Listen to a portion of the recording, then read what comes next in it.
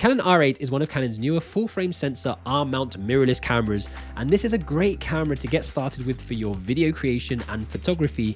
And you may have bought this camera and now want to know how you can start using it to learn photography. And that's exactly what we're going to be talking about today. We're going to work through this video step by step using the Canon R8 for photography.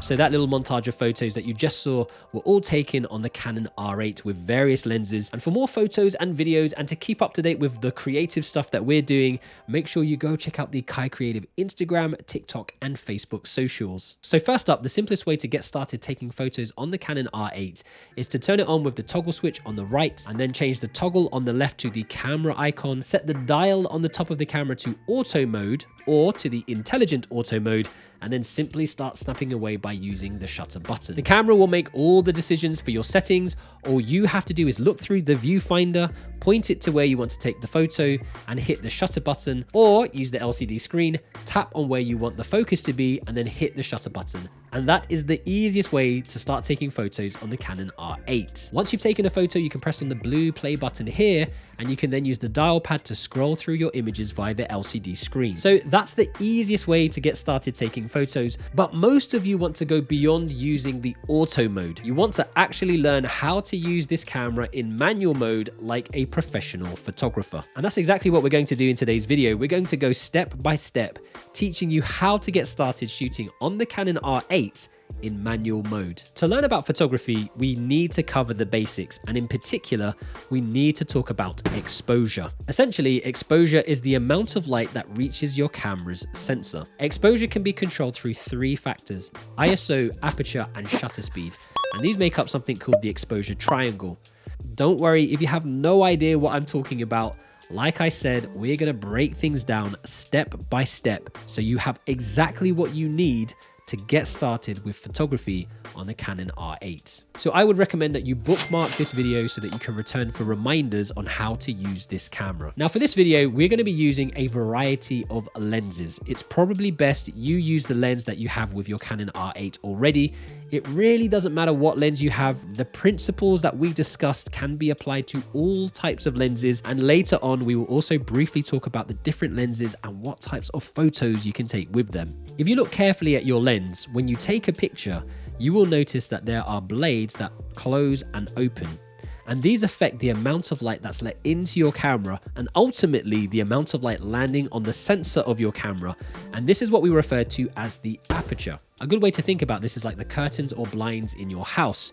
If you open them up wide, lots of light comes in, and if you only open them slightly, a smaller amount of light is let in. And we measure aperture using something called f-stops, and you will see this marked on your lens. So a number like f-stop 1.4, 2.8, f-stop 4. The smaller the f-stop number, the larger the aperture will be, and the more light you will have hitting the sensor of your camera. So as an example, this lens here is a 50mm focal length with a max aperture opening of 1.4. And this is also a 50mm lens with a max aperture of 1.8. So although these lenses have the same focal length of 50mm, remember, the smaller the f-stop number, the larger the aperture will be. So this 50mm 1.4 lens has a larger aperture than this 1.8 lens and will let in a lot more light. To change the aperture value on the R8, first of all, you need to turn the camera on. Make sure that it's in camera shooting mode and set it to manual mode by turning the dial to M.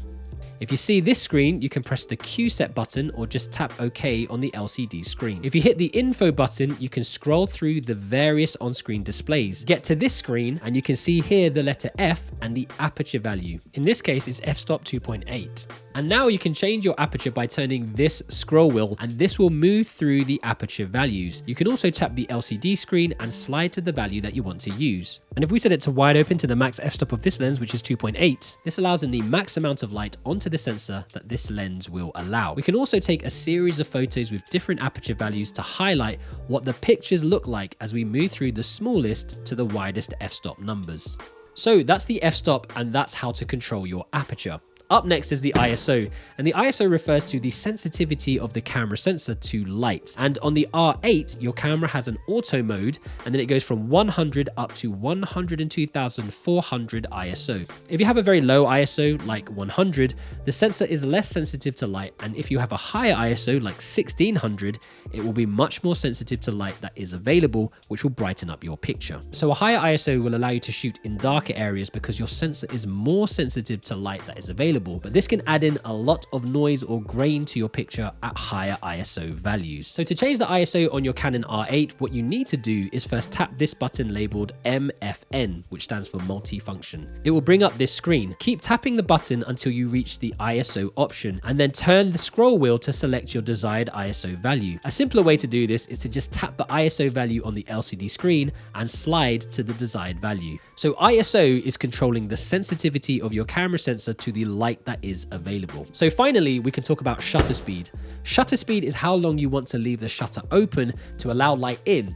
Again, it's like opening and closing your curtains or blind in your house. You can open and close them very quickly for a short burst of light, or you can open and close them slowly, allowing more light in over a longer period of time. And we measure shutter speed in fractions of seconds. On the Canon R8, you can go all the way from 1/4000th of a second to really freeze motion, and all the way down to 30 seconds, which leaves the shutter open for a lot longer, letting more light in. And we can set the shutter speed on our Canon R8 by simply turning the scroll wheel here, left or right, or again by tapping the LCD screen and using the slider. And we can highlight how changing your shutter speed affects your photos with some example pictures. Fast shutter speeds allow us to really freeze the motion in the picture, and slower shutter speeds can be used for things like long exposure photography, where we leave the shutter open for a longer period of time to create different effects with lights. Now for shutter speed, you can work at full manual, but the top dial also allows you to set your camera to shutter priority mode, and this is represented as TV. And this is where you decide your shutter speed and the camera decides what aperture you need. Another thing that you might want to do if there's a lot of action going on is to turn on the continuous shooting mode. This allows you to take a burst of photos while holding down the shutter button. And you can do this on the Canon R8 by pressing the menu button,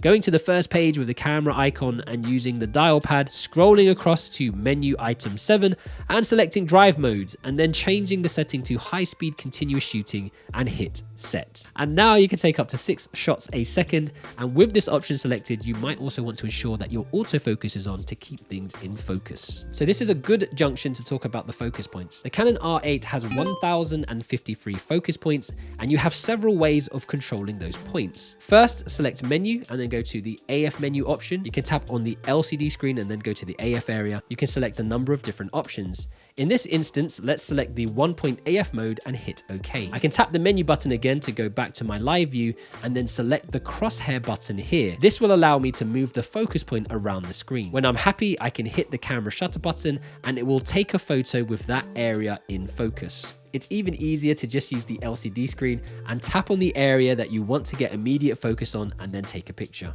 If you go back into the menu and select the AF menu, you can select the subject type that you are shooting, so either people, animals, or vehicles, and you can also turn the eye detection options on. This will help you get immediate sharp focus on things like eyes, which we are naturally drawn to with portrait pictures. When it comes to photography, a lot of people say that they like that blurry background effect, and this is referred to as a shallow depth of field. Depth of field is the focus relationship between the background and your subject of interest, and this is essentially controlled by your aperture. As we mentioned before, your maximum aperture opening will be dependent on the lens that you are using. So if we have a look at this lens, the Canon 50mm 1.4, the maximum aperture is going to be 1.4. This is going to allow a lot of light in, and we can really isolate our subject from the background using f-stop 1.4, essentially blurring out the background. And here are some examples of using the Canon 50mm 1.4 wide open at f-stop 1.4 to create photos with that shallow depth of field or blurred out background. Like the TV shutter speed priority button, the Canon R8 also has an aperture priority button, which is represented as AV, and this will allow you to set your aperture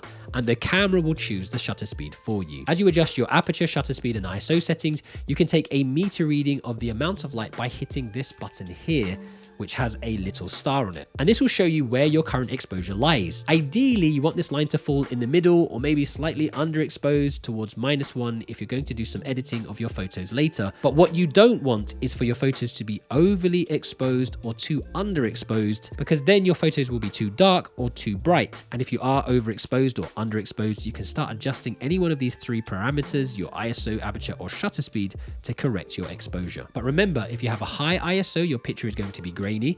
If you open up your aperture, your background is going to be blurry. And if you use a slower shutter speed, movement in your photos will also be blurry too. So hopefully you're starting to see the connection between the aperture, shutter speed, and ISO, and how these all work around the light that is available to you. And really, a good tip here is to just play around with your lighting and composition with different camera settings and see what results you get. Experiment as much as you can. That is one of the best ways to learn. Another great option on the Canon R8 is the ability to shoot raw images. A raw image is an image that contains the raw data captured by the camera sensor. So raw files are uncompressed.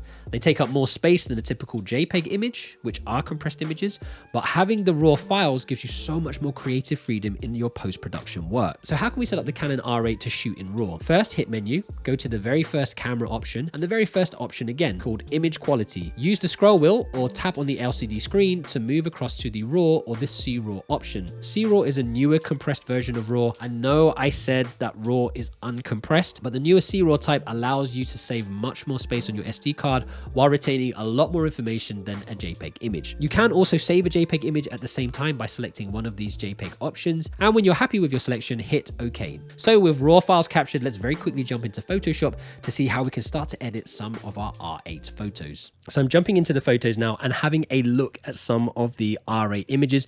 You will notice that for every R8 image, we have a JPEG file that we can open directly. And I really like this image because of the background, the way that the rings work with the composition, and I like the fact that I've got relatively sharp focus around the eyes, and I like the colors, the blues and the greens, and we want to see how we can edit this using a photo editor. So that is the JPEG. Now if I double click on this image next to it, this is actually the raw file. This is a C-RAW image. So if I click on that, it's going to give me an option to open it in any one of these packages. I'm going to open it in Adobe Photoshop. So Photoshop will open it up in Camera Raw 16.5. This is the current version first, and this is where we can do some color editing, color correction to our image. Also, you notice it's a .cr3 file, so that's the compressed version of RAW. And before we kick off, I just want to say this is an exploratory process. This is something that you will want to play around with, and you'll have your own preferences on how you want to edit. Okay, so let's jump into this. So what we have here is different profiles, and I could go to something like Adobe Vivid, and it will kick in slightly with different colors or landscape, and you can see that it's adjusting and changing according to the profile. I'm just going to leave it on Adobe Color for now. We'll click down on light, and we've got our color graphs up here, so like a histogram and RGB values. We can start by exposing a little bit by a few points, contrasting by a few points, maybe bring the highlights down. If we bring the highlights down, then we'll see more details in the brighter parts of the image. And we could do the same with our shadows. We can lift our shadows so that we retrieve some of the detail in the darker parts of our image, particularly around the face here, as you can see. We want to lift the whites slightly and pull the blacks down to contrast more.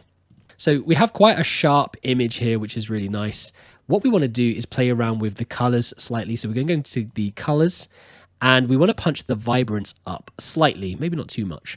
And the reason we want to do that is if we play with the saturation, we're going to mess up the skin tones. You can see we get a very orange skin tone there. So we'll leave that at 0, but punching the vibrance up should not affect the skin tones as much and just affect the other colors around that area.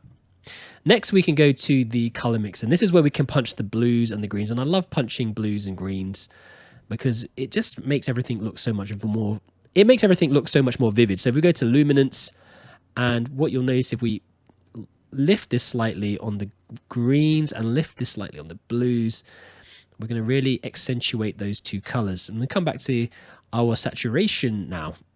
We can make these darker, and we can make the greens as well explode. And be careful because it's affecting, we can see it's affecting the yellows in the t-shirt as well here. So what we might want to do is just play around and see what we can create. So maybe adjust it slightly And again, go back into our color curves.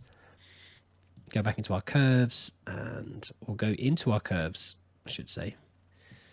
And then we can create a slight S curve there. Maybe bring the exposure down and lift the whites without losing that background too much. Maybe lift the shadows.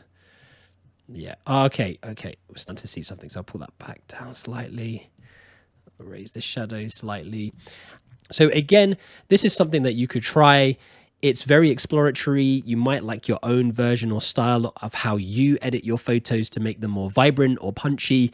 I'm not going to tell you exactly how it should look, but I've given you an idea of how you could color grade some of your raw photos later on. As you progress with your photography on the Canon R8, you might want to look at investing in other lenses that produce different types of effects. Zoom lenses for more background blur, wide-angle lenses for different perspectives, maybe fisheye lenses for really creative photography ideas. Another piece of kit that I found really useful on my Canon R8 has been the EF to R mount adapter. This really opens your camera up to a lot of different older lenses, which are cheaper than the native RF lenses of the R8, but still work incredibly well, and I would totally recommend you check this adapter out. In fact, the 1.4 lens that I've been using is an EF mount this whole time, and I still think it takes fantastic photos. So hopefully that should be enough information now to get you started on your photography journey using the Canon R8. We did cover quite a lot of information in this video, so if there's anything that you're not 100% sure on, maybe just watch through the video again or leave a question or comment down in the comment section and I'll do my best to get back to you.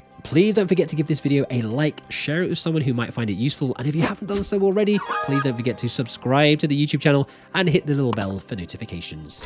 So now that you've watched this video, go check out my review of the R8 camera over here, or this video over here that YouTube thinks that you should watch. In the meantime, stay creative, imagine, implement, and inspire, and I'll catch you in the next one.